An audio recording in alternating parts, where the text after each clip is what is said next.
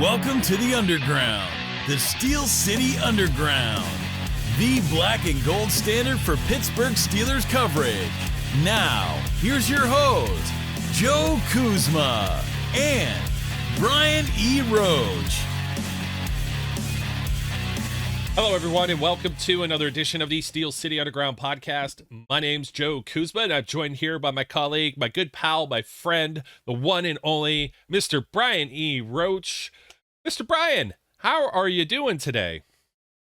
I'm good. I was told through the comments that I can't pull off the mohawk because I'm old, so I trimmed it. That's not actually why I trimmed it. I trimmed it because it got too long. Oh, okay. Well, I have that same problem. Actually, if I took my hat off, I haven't taken the razor to my head for a few days, so I'm actually getting like a shadow up here. You might be able to see it a little bit. Turn that way. Camera one, camera two. You can see a little bit growing in there, so... Hey, I'm not 100% bald, I don't have the alopecia thing going, the Ryan Shazier or whatever thing going. So, although that would make life a little easier, I'm sure, but it is genetic and, God bless you, man. If you could rock a mohawk, go for it. Age is just a number, dude.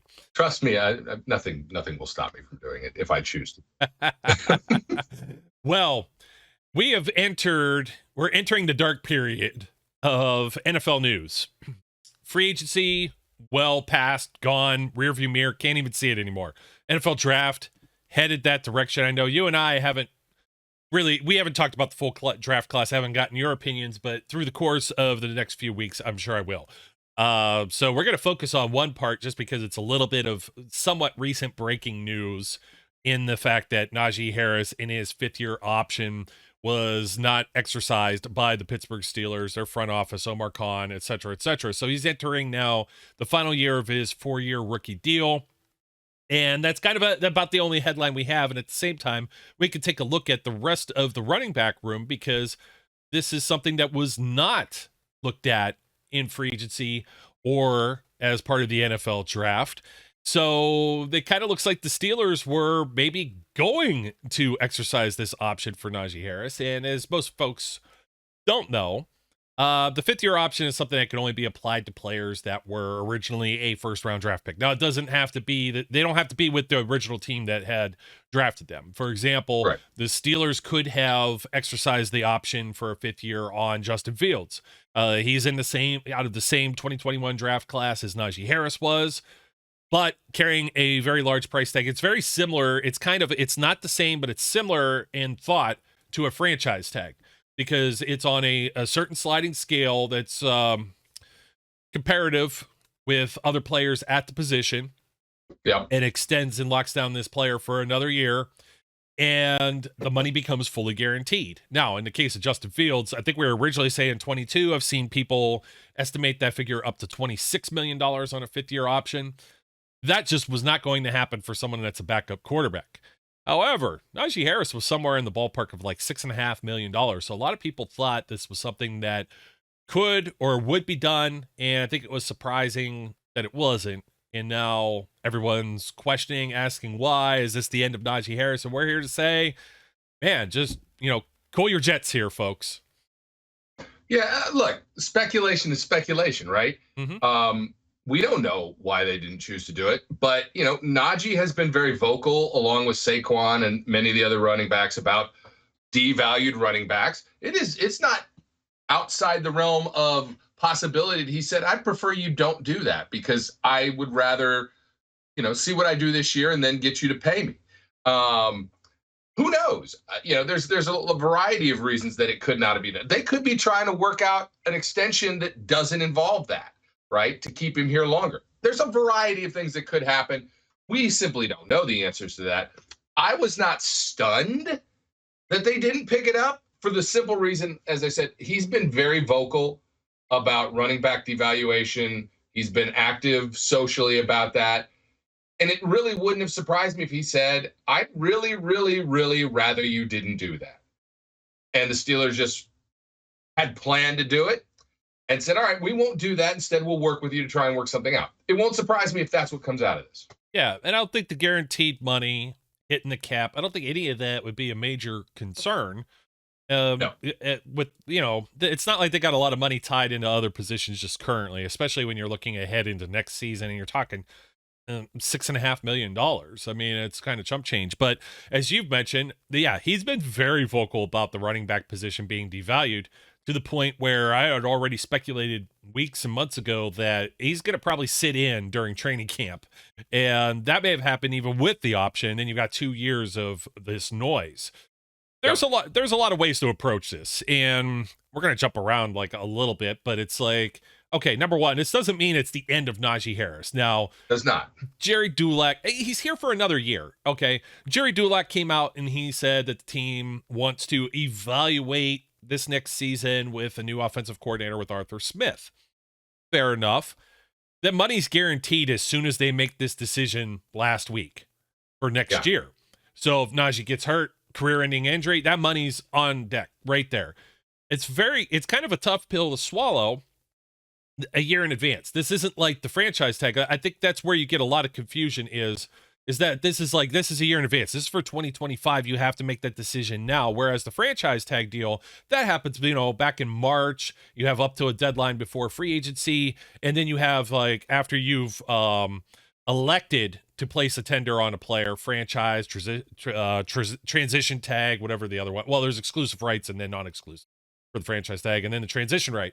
So you go and you exercise those, and then you have up until like June something coming up. There'll be another deadline of which you can extend, or that player must absolutely play. So we're going to hear a lot about like T. Higgins, for example, guys who haven't signed their franchise tag yet, whether or not they'll rip that up, they'll make an extension on that, whether they just sign it, play on it, never sign it, never show up. Like Le'Veon Bell years ago, he did show up for one. But skipped out all the training camp. He didn't show up on the other. So these players, and very much so, Bell is the one that hits home closest with us because devaluing the running back position, he wanted to reset the market. Well, he got paid and then disappeared. And didn't work out that well. Yeah, and other guys have gotten that second contract and have just, after they sign it, the ink dries, poof, I actually think that Le'Veon did more harm to the running back position with his antics than he did good. Simply because after he got paid by the Jets, it was like, well, why did we do that? Right? I mean, he completely underperformed for the remainder of the time he was in the NFL. And whether that's because he got lazy, he got a little heavy, he got slow, who knows what the actual reason is. Maybe, injuries caught up with him because he had been hurt. But had he just kept playing, maybe that's not what happens. Yeah. Right. We talked about it. The Steelers, back in the day, we talked about the fact the Steelers actually offered him a better contract than the one he got from the Jets before he held out and he didn't want it. He was like, no, I'm going to do better than that. Turns out, no, you're not. And I do think that teams look back on that now and go, well, regardless of whether it's fair, unfair, there is absolutely a view that running backs can be had pretty much anywhere. Yeah, well, and that's part of this too that will end up coming. And in fact, talking about finding them anywhere, Harris is looking right over his shoulder at somebody on the depth chart that they found as an undrafted free agent with Jaylen Warren. Yep. So, who could be the future? And it could be very much, Brian, like. I'm almost thinking of this like Mike Wallace and Antonio Brown a decade ago. And Mike Wallace entering the final year of his contract before he had this 5th-year option stuff. Sits out of camp, makes some noise, and you've got this young buck in Antonio Brown who hasn't he's shown promise, but he hasn't put up eye-popping numbers just yet, right? And guess who gets the long-term deal for it's big money, but it's not the biggest sum of money. You know what I mean? I think at the time it was like 5 years, 50 some million. It's hard to believe 50 some million, 45 million, whatever it was, that you aren't getting, wide receiver ones at that money anymore. That's like a 2-year contract. But if Najee's looking, and yes, he's been vocal, he's been out on Twitter, like anytime somebody else signs a deal, he makes a comment. And Omar Khan is sitting in the office next to Kevin Colbert. He's the number crunching guy when all of this went down. And he's got to have some flashbacks to this because you bring in Le'Veon comes in 2013, plays all the way to 2017 with the team, 1 year under the franchise tag. And then he had the contract dispute, did not come back in 2018. And then they just let it go.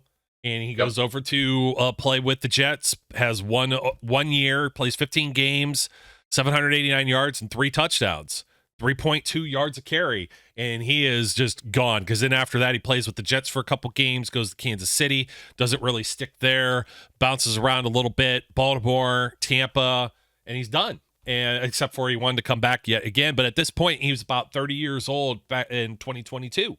That's it. There's a shelf life on NFL running backs. And Najee was like kind of like a bell cow his rookie year.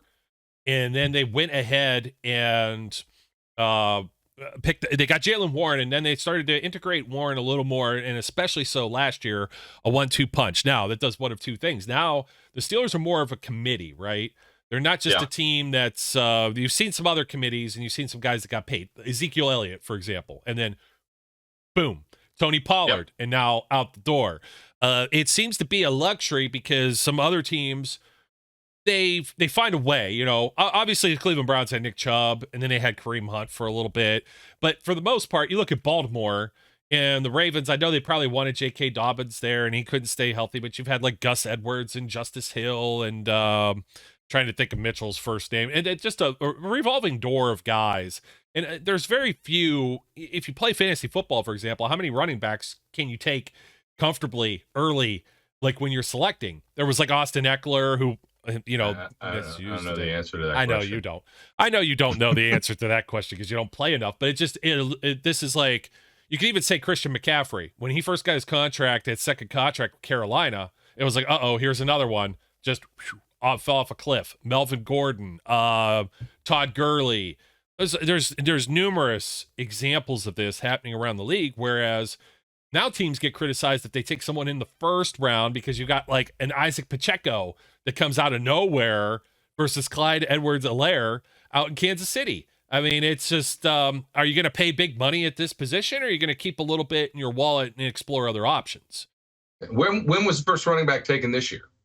Oh, good question. Let me find that and get back to you. And I'll tell you, you know, the reason is I'm pretty positive it wasn't the first round. No, sir. And you know, that was an ongoing storyline for years. Is a running back going to go in the first round? And you know, every now and then one creeps in, but for the most part, no. It's simply not the premium position that it once was, regardless of whether you want to be a bully boy running team or not, right? With the right O-line, you can make a less accomplished running back better. With the right mix of offense, you can make a less accomplished running back better. It is not necessary to have the guy. Derrick Henry is probably one of the rare occasions where he has continued to perform, right, through the years. For the most part, running backs do tend to be a one contract and done kind of group.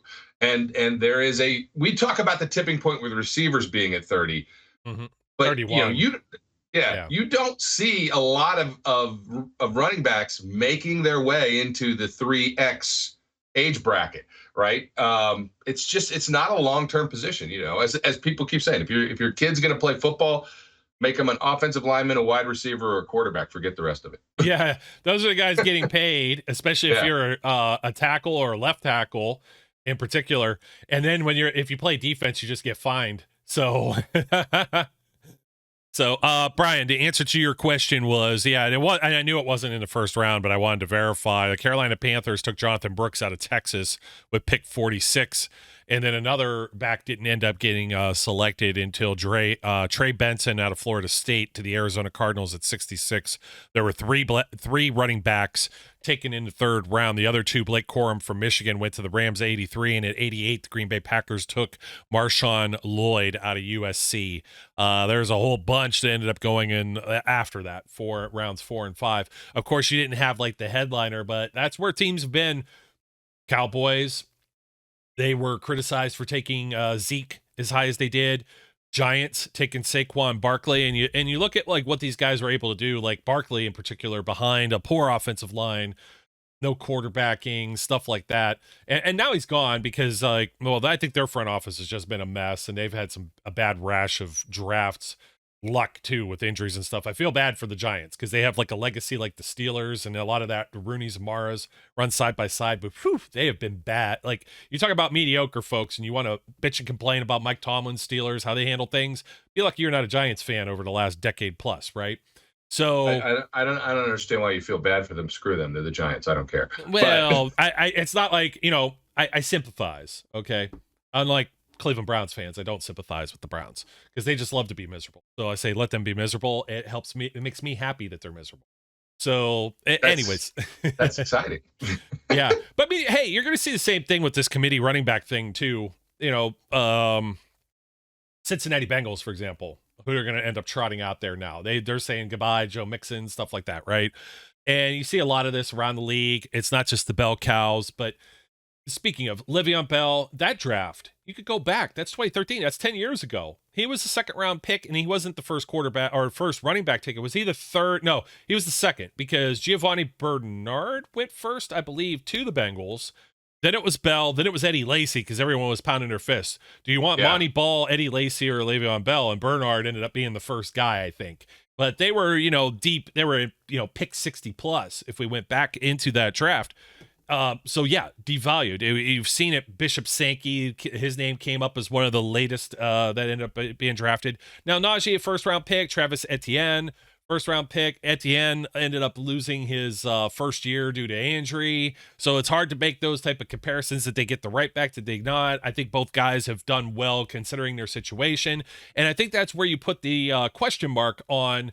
Do you want to put all your eggs into the fifth-year option basket right now, or do you want to just try and extend or sign Najee later on? Because now you don't have the excuse of quarterback, an aging Ben Roethlisberger, or a young Kenny Pickett, or a washed-up Mitchell Trubisky, or now you've got maybe Russell Wilson or Justin Fields, right? You've redone the quarterback room. You can't blame offensive line if Najee is not good this year anymore either. Yeah, they got Sam Malo, they had Daniels before, but now you got all these other dudes. You got Broderick Jones, you've got Troy Fautanu, or Fautanu. I'm sorry, I'm still getting used to saying it. Fautanu. Still getting used to saying it because I said it so much during the draft time, I said it wrong. And then who's the other one? Center. Zach Frazier. Yeah. And then maybe Mason McCormick in the future too. So you're loading up there too, right? And you've got a new offensive coordinator. So now you can't place the blame on Matt Canada. Now Najee is able to get 1,000 yards in each of his last 3 seasons, 1,200 his rookie year, 1034 and 1035, a yard apart in each of the last 2, 7 touchdowns and 8 in first 2 seasons, 8 in his last. So he has 22 total. His yards per carry, average career 3.9. It's 3.9, 3.8, and 4.1. Those are the numbers that aren't so good. He caught a lot of balls when Ben was throwing a lot of stuff, not being able to find people in that last year, and then maybe not so much involved as Jaylen Warren became kind of that third down back in a lot of situations, maybe the better blocker, maybe the better guy to have a little scoot, run and catch, a little pitch and catch. So, but he can be an all-purpose back, and I don't want to devalue necessarily that he got 1,000 yards, but he's also done it since the league instituted a 17-game season, which makes things a little bit more difficult for that argument of being like, hey, he's the first guy in like Steelers history or whatever to have 3 straight beginning his career 1,000-yard seasons or whatnot, right? So there's good and there's bad. It's just hard to see where the glass is half full and the glass is half empty. Yeah, I mean, I'll be real clear. I like Najee. I think he brings a lot to the table from leadership, from professionalism, just from the way he goes about doing his job. He does not appear to be diva-ing it up the way some running backs have done in the past. So, I mean, I have respect for Najee, but like, I was having a conversation with somebody the other day. I was like, just because you want something, you don't get to have it, right? We all have the right to have dreams and hopes. We don't have the right to have them come true, right? It is up to us to make those kind of determinations. So I actually think that the situation that the Steelers find themselves in, if they did, because they didn't exercise that option, if Najee has a breakout year this year, if all that was limiting him were those things that you've discussed, and he pops off for 1,800 yards this year, right? And the duo of him and Jaylen Warren both are 1,000-yard backs, and we're like, holy crap, what a running game we have, right? They're not going to get him for $6 million in the following season. Now, they may franchise tag him, right, for year 5 and pay a considerable amount more than the $6 million that they were going to have to pay if they did the 5th-year option. But it'll have been warranted at that point, right? Right now, the question really is Najee going to be the guy that they want to continue on with? And they've set the offense up to find that out. Yeah, I was looking at some of the other second-year contract guys, and maybe even going into like Jonathan Taylor's kind of a TBD. It's funny, I'm looking at like the highest paid guys, and there's cap number. I wish it did a more average per year, but the cap number for Alvin Kamara right now, 18.5. Yikes. Ouch. I know. Christian McCaffrey, 14.1, but Christian McCaffrey is now worked out, and I think he works in that San Francisco system, and they still split carries. They got guys like Elijah Mitchell that are out there. So, but you make a good point. Like, where is the cutoff here? Jonathan Taylor's the other guy in 2024 with the cap number above 10 million. He's at 10.6, and it goes down to Connor at 8.9. Miles Sanders, 7.6. David Montgomery, Nick Chubb. Nick Chubb was just recently reworked. DeAndre Swift, Joe Mixon, Josh Jacobs, Derrick Henry, Bijan Robinson, Jamal Williams, Samjay Perine, and then Najee Harris is actually up here still on the rookie contract with 4.1, as is Travis Etienne. So Jamar Gibbs at 4, former first-round pick as well. So it's very interesting, and somehow some of this is spread out. I was looking to see what Saquon ended up taking and Derrick Henry. Derrick Henry will enter. He is now going to be 30 years old. He just turned 30 in January, and there's a lot of parallels. He had his best seasons with Arthur Smith. As the offensive coordinator in Tennessee, went to Alabama, just like Najee Harris. So there's the hair, the everything. There's a lot of similarities and comparisons. You make a good point, though. Let me see. I'm going to look up Saquon real quick. Oh, God, there's a bunch of they had to do a bunch of void years in this contract. Let's see. 3 years, 37.75. So about $38 million, 26 guaranteed. So the quick maths with Joe here, I don't have the graphic available, 12.6 per year. But you make a compelling argument, though. You look at the overall room, which is what we're doing for 2024. We got Najee in there. We like it. We always felt that Najee was the Steelers' pick. There's going to be people who are going to be like, oh, they could have done something different. Get Ben Roethlisberger like a center or whatever. And then who's he hand the ball off to? Because you couldn't trust James Conner. You couldn't bring him back. He was never healthy. He still isn't really that healthy, but he's had different guys like Chase Edwards and stuff that he split time with in Arizona. So he's had a compliment. You couldn't just trot Conner out there full time. You probably won't want to trot Harris out there in a 17-game season all the time, but you make a compelling argument. If he gets 1,000 yards and Warren gets 1,000 yards, now Warren's going to be entering next year. He's 2 years left on his contract, 2025, and then after he will be a free agent for 2026. Do you end up giving it to the younger guy who's been performing just as well that was undrafted? You might be able to get cheaper. I don't know. It's a nice argument to have right now with the 1A, 1B. But very clearly, the Steelers have plans for Najee Harris. They should not trading to the Dallas Cowboys because, look, we're still looking for a wide receiver to land, maybe. Find some type of big fish that's going to show up here, right? They can't do this with running back. They're just going to go in with Jaylen Warren and who else? They didn't add any free agents. They didn't look anywhere in the draft. The only guy that they added otherwise that I think is maybe in the category, I mean, you could give some carries to Cordarrelle Patterson, if you want, 34 years old. He might get a few touches here or there, perhaps, gadget play. But Dijon Edwards out of Georgia, undrafted. A lot of production, championship caliber teams. That's going to be the guy to look at. And he might not even make the 53-man roster. I already did the numbers over at SteelCityUnderground.com yesterday. A way too early roster prediction.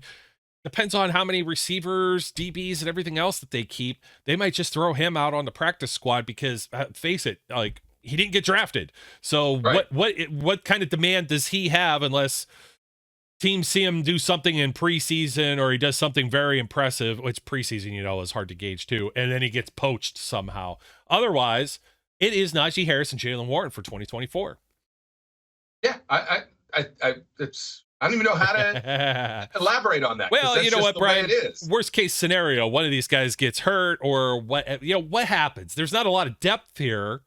They Right. didn't sign. There's not like a Stephen Ridley they tried to sign, or a Niall Davis, or I'm trying to think of who, Kalen Balaj, like some of these like after run journeyman guys. There's nobody out there that they went out, sought out. Even the year before, they went and grabbed somebody that was off the Titans. He got hurt. I'm trying to remember, Jeremy McNichols. There hasn't been any kind of addition like that to this team. So there's got to be some forward thinking that not only are these your two guys, but there's no forward planning, as of yet beyond this point. That wait and see might not be that coach speak blowing smoke. That might actually be a real like insider source quote that Jerry got. Yeah, I mean, I think it has to be. As you said, they don't have 15 backup plans, right? It is, we like both these guys. Let's see how they perform with this revamped system that we have. Let's see what we get, and then we'll make determinations moving forward. Dijon that you mentioned, I mean, it's somebody that's going to be on the roster in the sense of at camp, something happens and he's squirreled away on the practice squad. Fine, you've got somebody to pull up, right? But this is the duo that they're going to run with this year. No question about it. We've been mostly slanting this toward, Najee's going to do good. Najee's going to do well. Oh, is Omar Khan like doing drugs? Are they getting this wrong? Should they lock him down? He might be more expensive. Derrick Henry is averaging 8 per year. He signed a 2-year, $16 million contract, and less than $8 million of that, $9 million is guaranteed. So just a little more than that, and just a little less in a signing bonus. So if it doesn't work out, I mean, that's not really going to handicap the Baltimore Ravens too much. I think the Steelers could afford that. It just depends on, what Najee's thinking. Now, what are the Steelers maybe thinking? We mentioned Jaylen Warren. What if Najee doesn't live up to potential, slow start? We've made the excuses for him in the past. Plate in his foot to start a season. Poor offensive line. We don't have to tell you about the, transgressions of Kevin Dotson showing up to camp out of shape, or Dan Moore's woes, or Kendrick Green completely being like a flop. You know what I mean? Somebody on a sidebar here said, hey, you guys, you're being really negative, me and Zach, about whatever. And I forgot what it was, because we picked out like some draft picks have been negative. Trust me, just don't like being a broken record and trying to repeat the same things over and over on every show. Watch a few others. We usually don't have bad things to say, but it's verifiable fact that Kendrick Green did not work out. And they tried some other things with him, moving him to guard, fullback. None of that worked. And none of that may have been a help for Najee Harris. But what happens if Najee goes out and does the same exact things and has a slow start? Are you going to jump right to the Jaylen Warren bandwagon? I think fans will be very quick to want to jump to that bandwagon in the same way they were with Mitchell Trubisky and Kenny Pickett or any other number of players that were out there. And if you're the team, they've kind of done this too. Hot hand type of deal. How hot does the hand get? I'll throw you one more, Brian. What happens if Najee does do the little sit-in thing during training camp? Jaylen Warren's going to get these carries, so's Edwards. Is that going to help Harris's argument going forward and into week 1 of the season? I don't know. The only way it helps is if the guys who are getting the carries don't play well. Yeah, I mean, the only way I can see it, look, it's not like the Bell situation. They drafted Connor, in 2018, but it's not the same type of Bell situation in 2017 where. Who are you going to have out there? Did they have D'Angelo still in 2017? I can't remember. Yeah, maybe. I don't remember. No, I don't think so. I think he was gone after the AFC title game. Yeah. So they didn't have a whole lot of other options there, and they really did have all their eggs in that basket. But they have somebody to turn to. I think Warren could play every down, and you could spell him with Patterson or insert name, like you said. There's plenty of guys that have been undrafted backs that have made it in this league or late round picks. Yeah. Look, it is a different situation. Najee, I can't project what's in his head, right? I can't imagine him doing the sit-in and being that way about this. This is the opportunity to prove you deserve the big money, right? This is the chance to do it. Doing a sit-in, all you're really doing is giving that opportunity to another guy who has shown he has potential, right? It isn't looking at our room and going, everybody in this room stinks. Without me, you're going to go, oh my God. It's just not the same. So, I would anticipate, plus I think it's more in his character. I would anticipate he comes in, assuming that he's healthy and everything is good and he can stay that way throughout training camp, that he's going to come in and just, ball out. I hope he does, right? I'll be ecstatic if the Steelers have to offer him a $36 million 3-year contract at the end of this. And all of a sudden they got him, instead of for the $6 million in 1 year, it's 12. I don't care, right? Because it'll mean that he showed that it was worth that.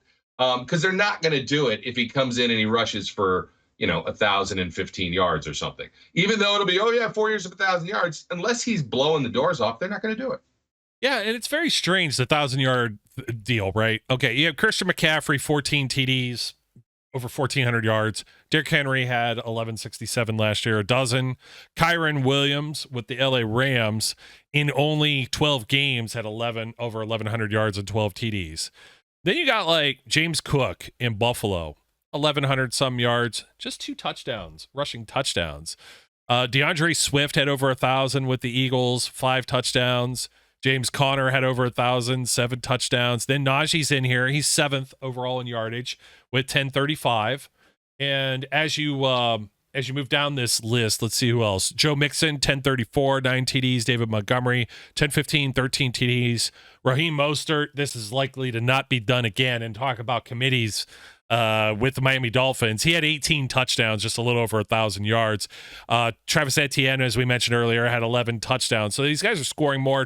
And Tony Pollard, 12th on the list. Last guy to have over 1,000. Then you get into like Breece Hall, Rashad White, Bijan Robinson, Saquon Barkley, Jahmyr Gibbs, Isaiah Pacheco, Kenneth Walker, Chuba Hubbard, Devin Singletary, Lamar Jackson.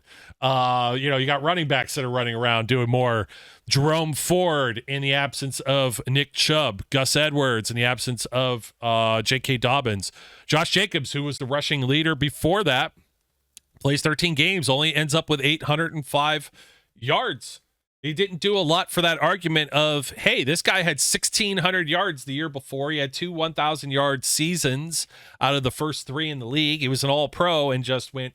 That goes with a lot of the other team being bad, but it's still, it runs back that narrative of your paying top dollar at the position.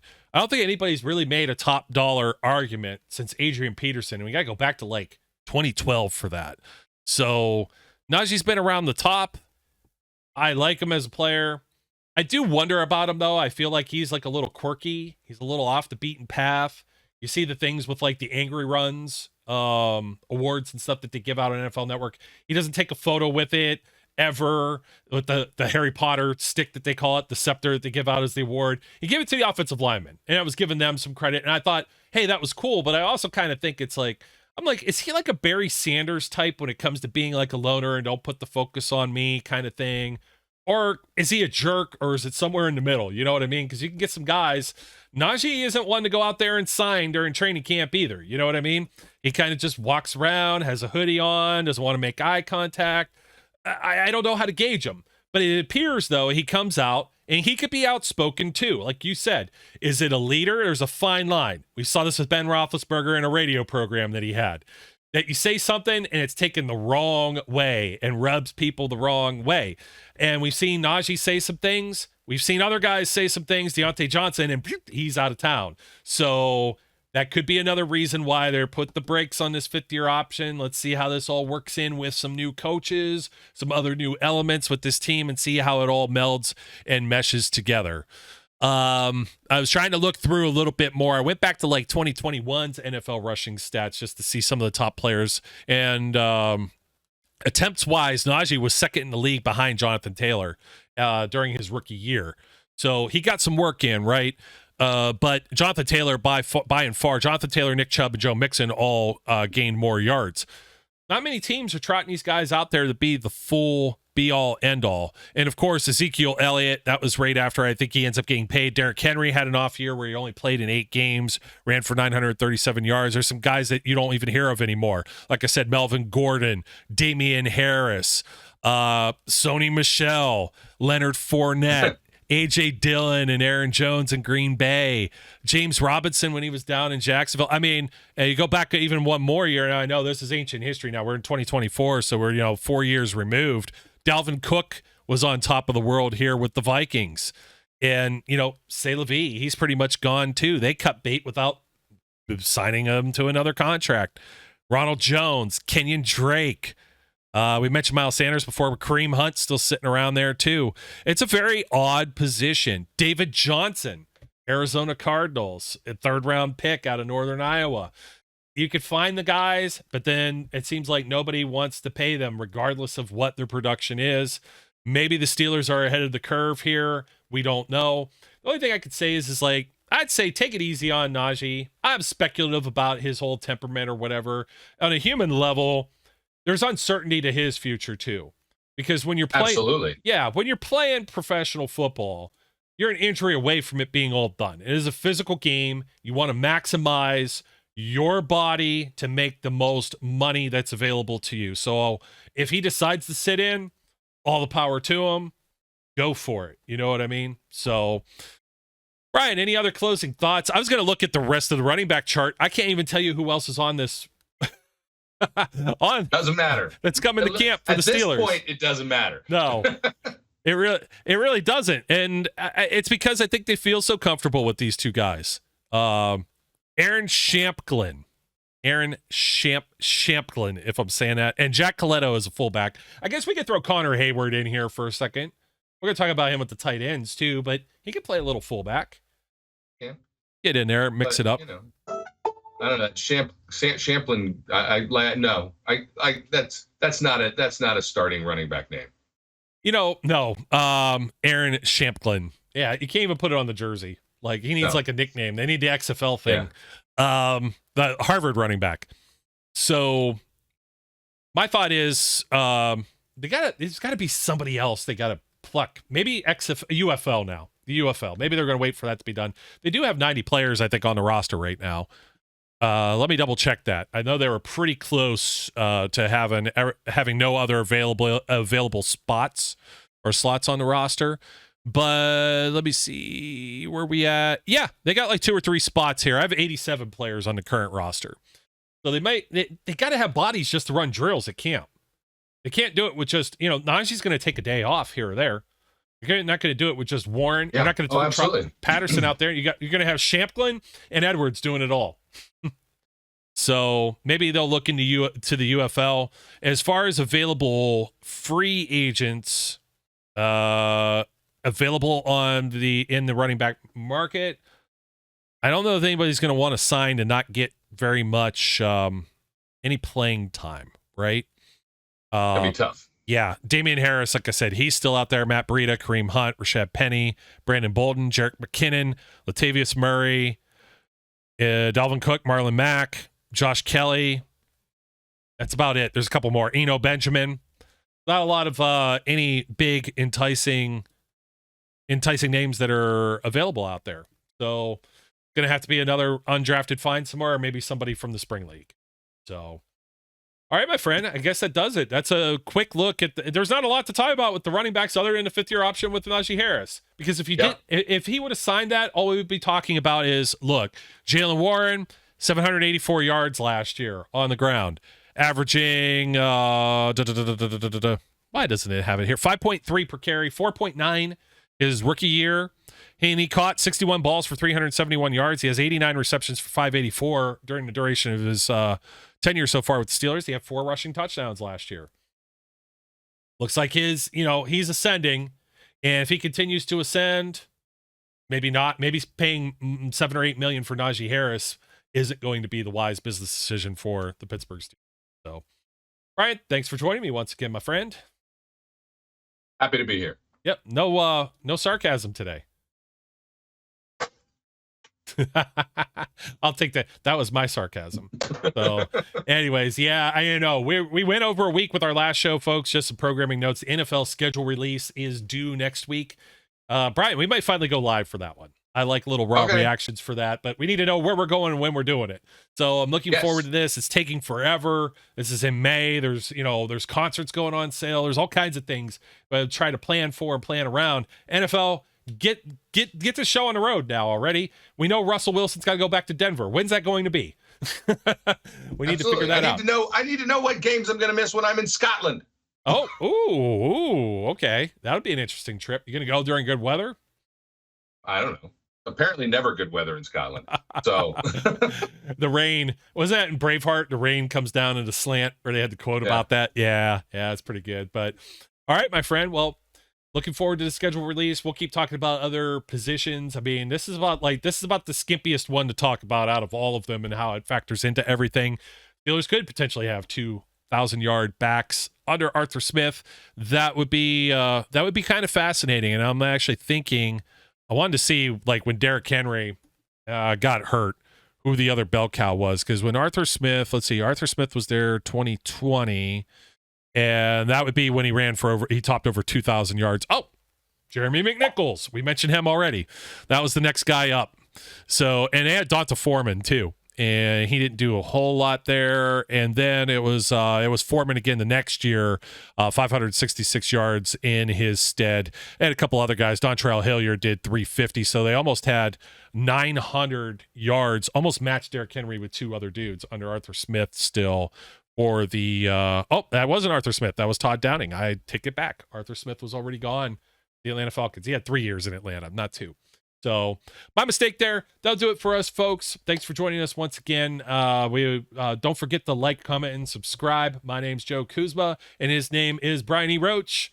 Till next time, as we always do, we encourage everyone out there to be safe, be good, and we'll catch you later. We would like to thank you for listening and remind our listeners to follow us on social media and our website, www.steelcityunderground.com.